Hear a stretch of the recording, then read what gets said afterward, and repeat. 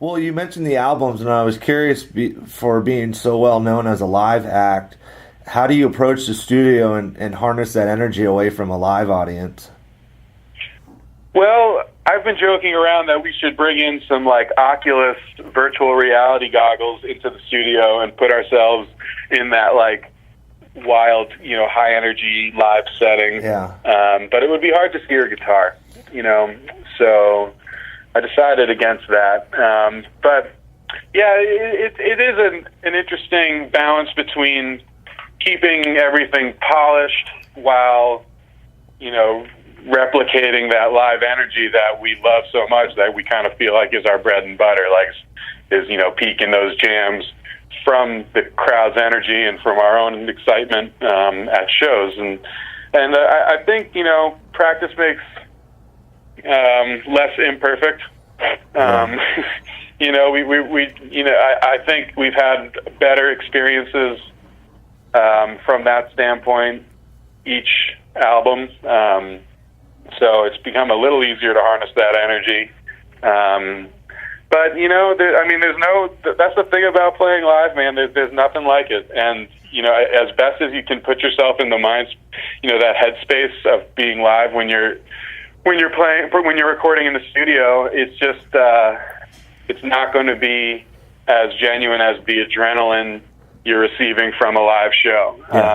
Yeah. But that's not to say that we can't do our best to, replicate that energy and give it a genuine effort. And I think we do a pretty good job harnessing some of that energy. And like I said, each album's gotten a little more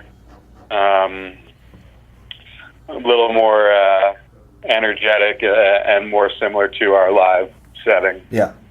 Well, I was thinking too, with being so musically oriented, instrumentally, how do you find footing on a festival circuit that can, sometimes be a little too focused on stage gimmicks rather than actual musicianship? Well, I think we're pretty good at reading our crowd and knowing where we are. We play a variety of gigs, especially in the summer. I mean, even just a few weeks ago, we played the festival Holidays in Mexico on the beach in a resort, and it was gorgeous. It was basically like Tourcation. And our first set, we played in this gazebo that was actually out on a walkway in the center of the big main pool at the Mexican resort. So we were literally like a raised gazebo surrounded by people in floaties in the pool in the daytime at like 3 p.m. So, we did jam and peak and do our thing, but we also threw in a bunch of like kind of nautical songs or sunshine kind of vibes. I mean, it was really hot out in Mexico and out in the beach area, so we played Hot, Hot, Hot in one of our songs as like a tease.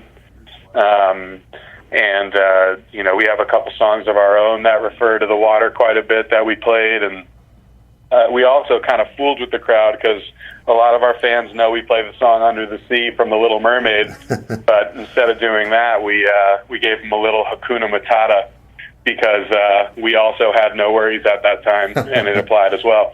So we like to kind of play with our fans in that sense, too, and lead them down one path, and whether or not we take it is kind of up to us on the fly. And then the reason I bring that up is because later in the festival, we closed the festival as the final late night, and this was in the late night Palapa, which had much more of an indoor kind of feel. It was it was opened on the sides, but it had a big like straw roof. So now instead of 3 p.m., it's closer to 1 or 2 a.m., and that's where we kind of harnessed a little more dark and raging energy and kind of tried to blow the roof off the Palapa as opposed to playing hot, hot, hot in the daytime. So, I mean, we really try to read our crowd, and whether, that could even happen at the same festival. Yeah. So I think it's important to kind of know where you are. And, fortunately, because we improvise, we kind of hit a lot of different genres, so we can kind of focus on maybe going a little heavier on one side of our playing versus the other, depending on where we're at. It has a lot to do with the time of day. Yeah. I'd say that's probably number one.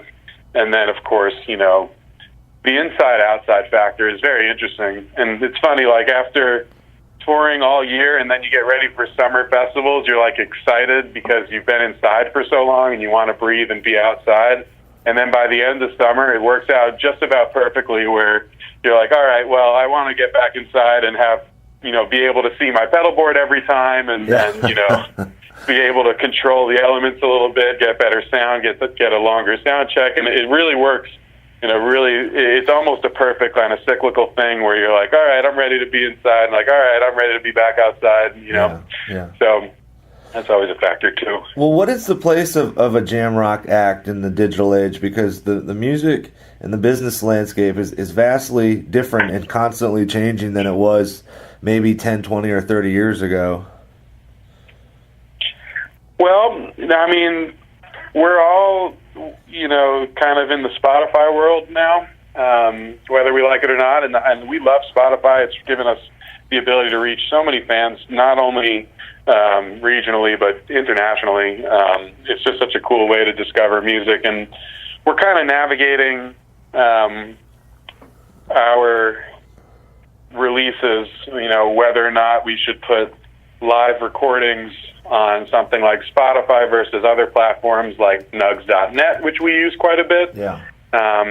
Because, as you bring up the jam scene and how it relates to the digital world, you want everyone to hear your best stuff, and sometimes your live shows have a ton of great energy and some really great natural moments, and then maybe along the way there's like one tiny little flub that you can, as a musician, is like nails on a chalkboard. You can hear it. Yeah. I mean, the casual listener probably will not, but there's like that one little wart on your recording, and some of the members of the band, and I think members of other bands, are hesitant to put something with a singular wart on it on Spotify because, as I mentioned, that is where you discover a lot of bands.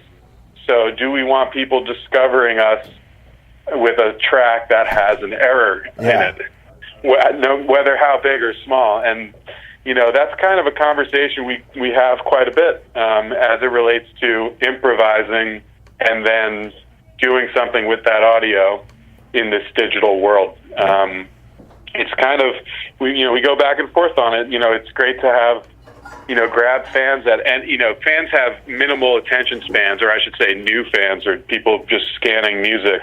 And if you can grab anyone's attention for even a second, you should do it. And that would be putting, more music on Spotify, versus the audiophile who, it discovers a band, but the first impression is this tiny little flub that you're hearing. And they don't further investigate the band.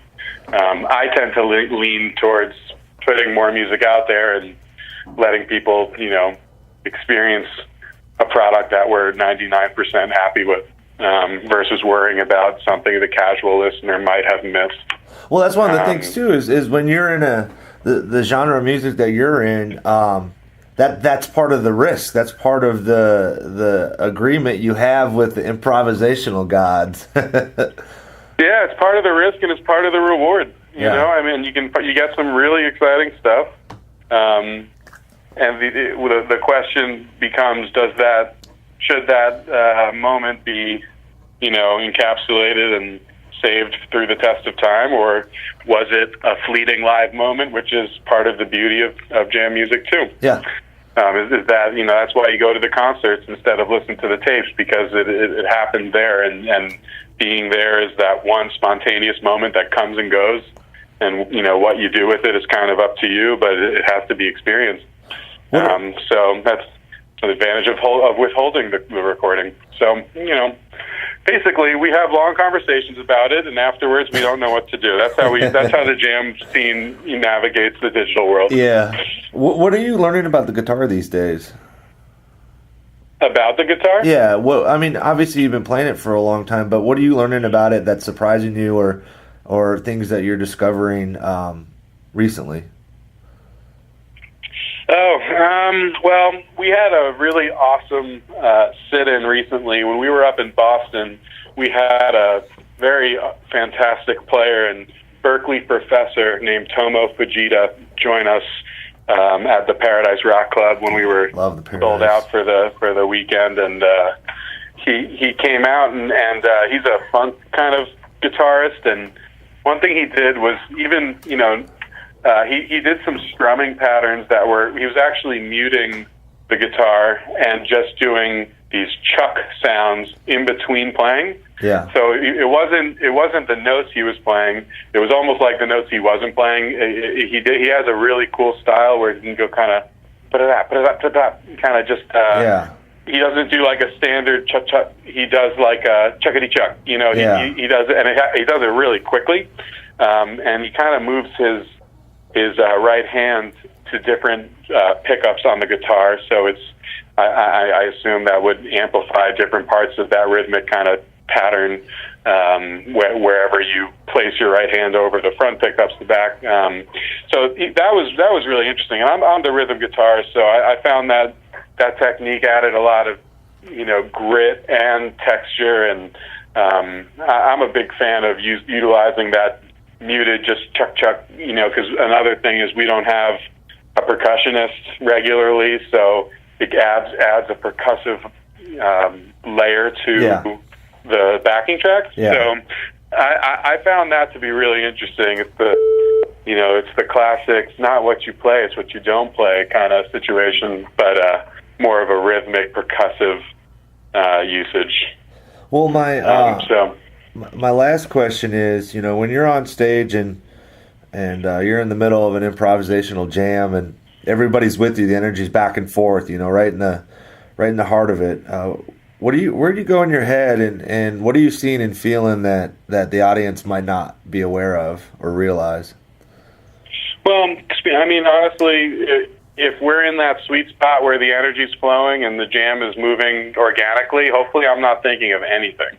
I really have like a blank slate, because when it comes down to it, from the musician side, it's all about listening. I mean, many musicians have said it, and it's true in that, if it's almost the similar adage is like, if you don't have anything, like if you can't think of anything interesting to play, just listen to your bandmates and embellish or compliment what they're doing, because I'm sure they're playing something plenty interesting. And sometimes it's also easier to mold a piece of clay than to create the clay. So, hopefully the four of us and even the crowd is not thinking of anything and just listening. And when you're focusing on that, and your body is and your fingers are more so reacting than being told what to do, that's the sweet spot. Yeah. And that's the relief too. And we all work hard, whether we're musicians / managers, or whether we're